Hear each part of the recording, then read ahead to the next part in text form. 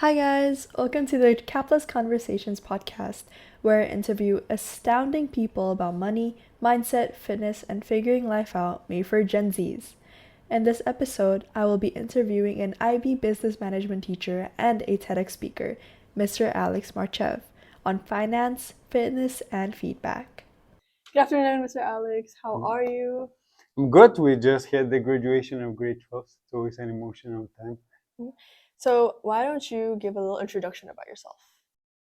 Well, I'm the business management teacher here at SWA, as well as a few other INS subjects. I've been here for 6 years now.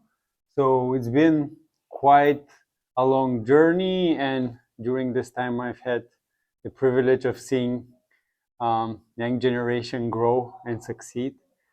So I'm very happy with my position and my role here at the school.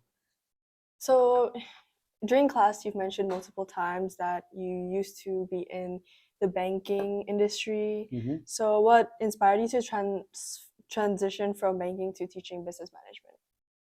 To be honest, it wasn't really an inspiration that made me change career paths, more like life circumstances. But I'm very grateful that it happened because, like I said, I find what I'm doing very fulfilling. But at the same time, having some practical experience about how things work on the inside as a professional, I think gives me a different perspective than purely a theoretical one.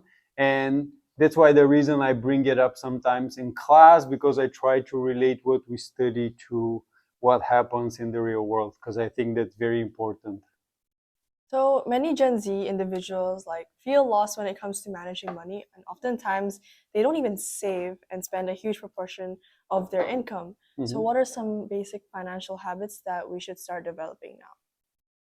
Well, I think it all starts with understanding that money in itself is just a tool, and it can serve us, but it can always be the source of many concerns. It's certainly a good problem to have too much money than not have money, I believe. But one of the biggest mistakes I think that the young people of today make is are rather as you pointed out, they spend more than what they could afford. They don't think long term. They don't take advantage of the fact that they're young, and um, that the understanding that if they start saving at an early age, it can really set them up so that when they reach middle age, they can be financially independent. And in most cases, from that uh, time on, they could do what they want to do rather than what they have to do in order to earn a living. But in my opinion, yeah, one of the reasons for people spending more and not being very responsible is because now that there are so many options and so many products that you spend on, and sometimes um, young people feel they need to have certain things in order to fit in with their group, or there's peer pressure. Marketing has developed pretty dramatically over the last few years. Social media, digital marketing didn't exist when I was your age, but now it's so prevalent. So all these factors combine, I think, in the end, even with all the knowledge that we have now, contribute to people being more likely to spend um, beyond what they should in order to secure their financial future. I feel like nowadays more Gen Zs are more open and started to the idea of investing, and they're also Mm-hmm. starting to invest. Yeah. But with the current economic state of the world, Mm. like with the Trump tariff wars going on, what do you think we should do as Gen Zs who are just like about to start investing? Well, one of the things is first, and I think sometimes I've mentioned it in classes, is that the understanding that that investors can benefit even when the markets are falling, right? First, there are the so-called soft assets, assets such as gold, for example. Then there is also the option of short sales, which is an opportunity for people to uh, generate revenue when the market is falling, although it's a very risky strategy. But again, the understanding that having the understanding and the knowledge and investing the time to gain that knowledge to know that even when the sea is rough out there and it looks like it's very difficult to find opportunities.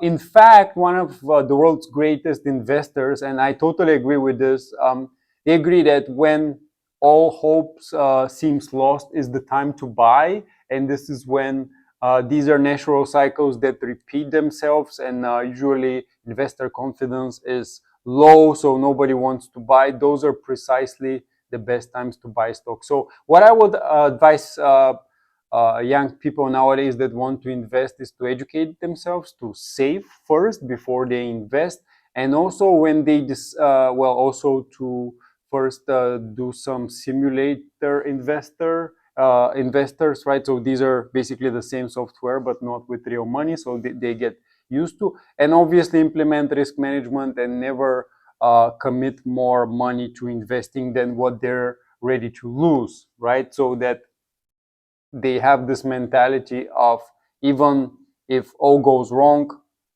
I'm still set and I can try again. So, as someone who has been around young people, especially Gen Zs, Mhm. what do you think are the most common financial mistakes that we make? Well, one we already touched on, which is, I think, overspending. The other is the feeling that you need to own certain items in order to fit in. I think it's not just for Gen Z. The majority of us today, we own way too much stuff or a lot of things. And to be honest, and that applies to me as well to some extent, although I try to keep it under control, we have 5 pairs of running shoes, right? Or 5 items of something. And in all reality, we probably just need one, right? Mm-hmm. So if you approach, as a consumer, things that you really need and bring you value, fine, okay, maybe you need this thing, but in most cases we don't, right? So that's overspending is another issue. Then another common mm, problem that happens is the immediate gratification, right? The I want something and I want it now.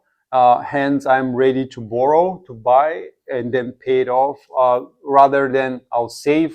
And if I still want something after I've saved for it, I'll buy it. Obviously, you need to pay interest, and a lot of people get in trouble for, because they need to pay interest. And yeah, patience is another quality which I think is very rare these days. Okay, so there are a lot of parents who do not teach their children about financial literacy, and Mhm. especially like schools, they don't teach us how to personally manage our own finances. They Mhm. teach it from a business perspective or from a government's perspective. So, how do you think for someone who wants to be financially literate, what are some more effective methods that they can use so that they don't waste their time reading, let's say, useless or fake financial literacy knowledge?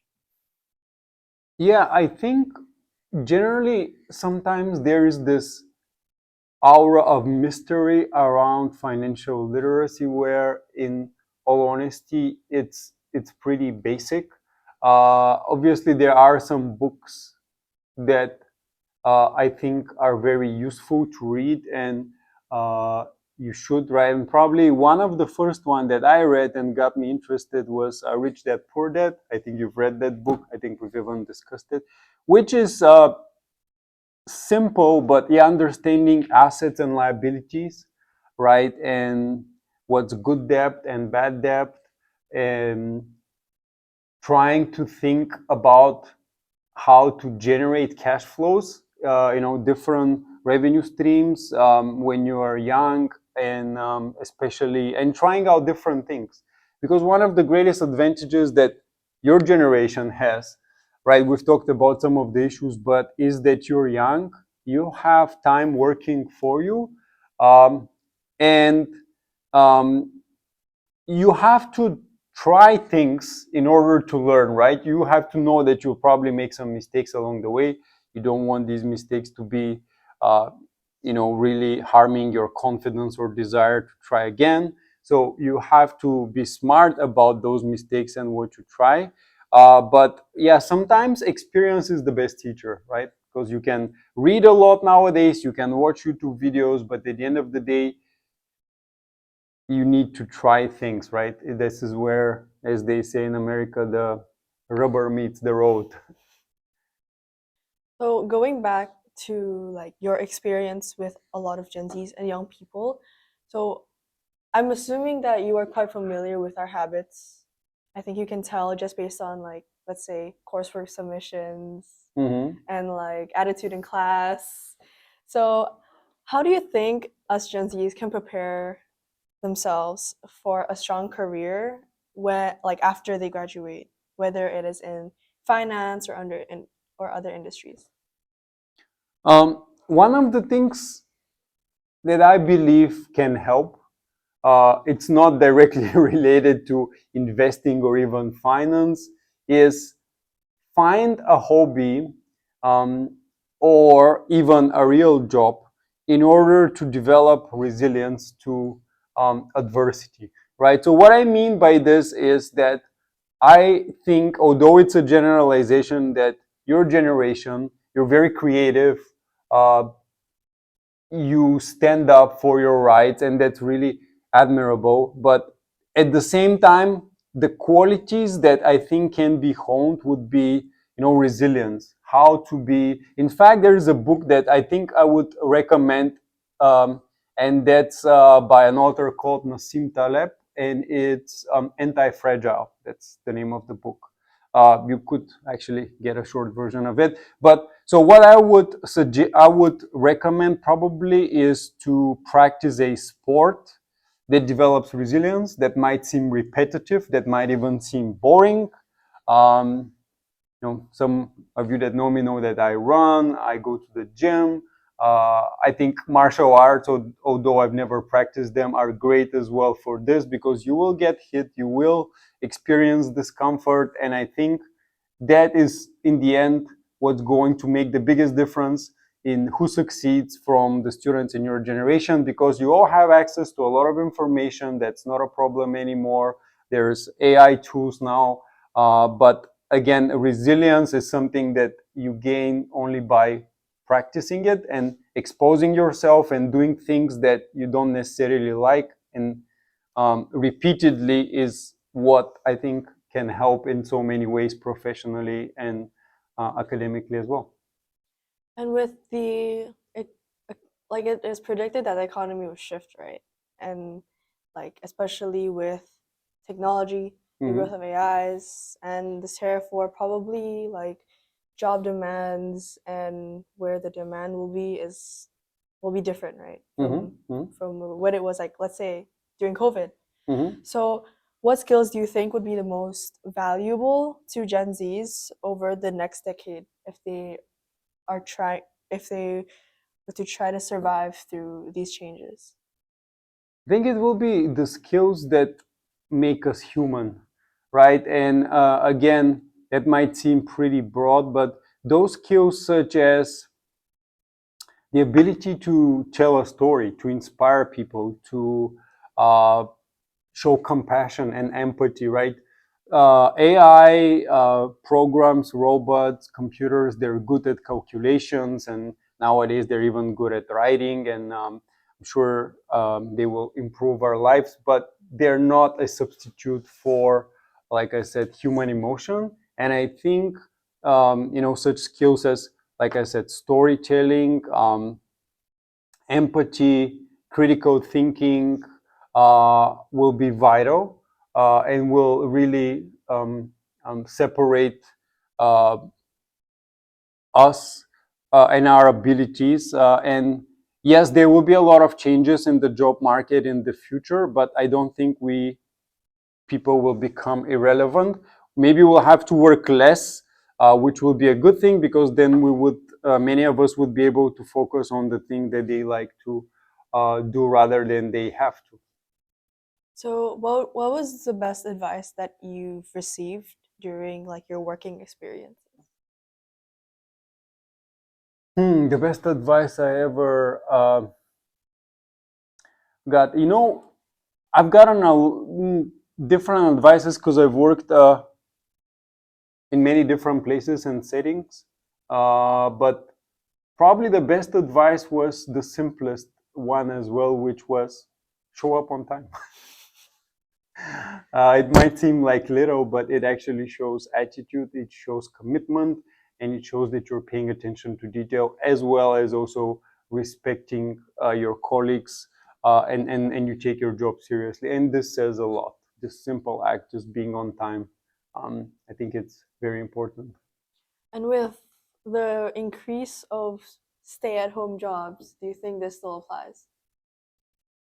Well, if you are at home, you probably will still have to work with others, so be in meetings. Obviously, this changes. This changes the dynamic a lot. Uh, and yes, by working at home and working independently, you probably can be more flexible, which is an advantage. But in any case, you have to work with others. So of course, I still think it applies.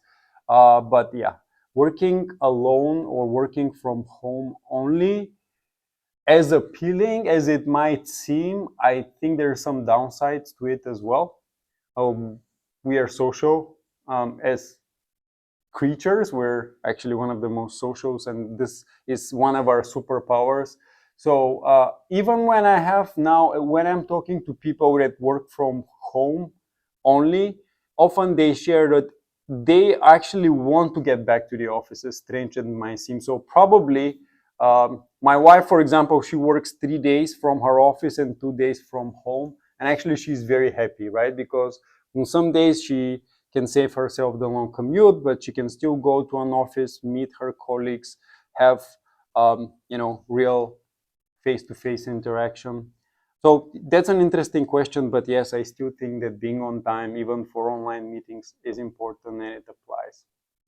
And you've mentioned before that you are into running and Mhm. you go to the gym. Mhm. So, as someone who enjoys fitness, do you see a connection between fitness and success in your career? Yeah, absolutely. By the way, I don't always enjoy running or going to the gym, despite of what you know it might seem. Well, let's just say as someone who does fitness then. Yeah, I do it because I'm a firm believer that there are benefits to it. I started the running part as kind of for my mental health, and I think it has helped me a lot during the pandemic, and not only. And yes, absolutely right. I During my TEDx, I talked about how health is the greatest asset that we have, and we often forget until we lose, right? Because all our aspirations or our dreams or our career plans can go sideways unless we're healthy. Unfortunately, we don't think about it, especially when we're young, right? Especially when you're your age. And that's why I think it's a very strong message, because without health, we have nothing, right? Or very little. So everything else will become irrelevant. How much money you make, and everything else that people aspire to do so much. So yeah, it's absolutely essential. And exercise is one of the best things that we can do in order to maintain our health. And that will allow us to achieve our life goals, whatever they may be. So, to wrap it up with the uncertainties of the future in the state of this economy, what's a piece of advice you can give to Gen Zs who are worried about their future? Well, first piece of advice would be to not get in trouble. And by saying this, what I mean is in different ways, right? So first, health-wise, make sure you're healthy. Take care of yourself. You, doctors, or your parents or your spouse is not responsible for your health. But if you want to at least not be a burden to others, take care of that, which is important. This could save you financially, and it can put you in a position where you could help yourself. So that's number one. The second thing would be, again, to be very wise on what you're spending, to always be aiming to save a certain amount of your income when you have it, because even though times might be good, we know that sooner or later that changes. And if you have a financial cushion that you know you can sit on, you know that if you lose your job, or if this business doesn't go according to plan, you have more options, right? And you've also during this time developed to the ability to live modestly, and so it won't feel like you are sacrificing too much. So yeah, those will be two pieces of advice that I think I can give, and they will apply. And also to know that if you're looking to invest or start a business, usually the times when there is a recession or the economy is not doing really well create a lot of opportunities. It's just that people don't focus on the opportunities, right? They focus on what is going wrong rather than how can they take advantage of the situation. But the best businesses, the best investments are usually done during those times. Thank you so much for your time, Mr. Alex. You're welcome. Thanks.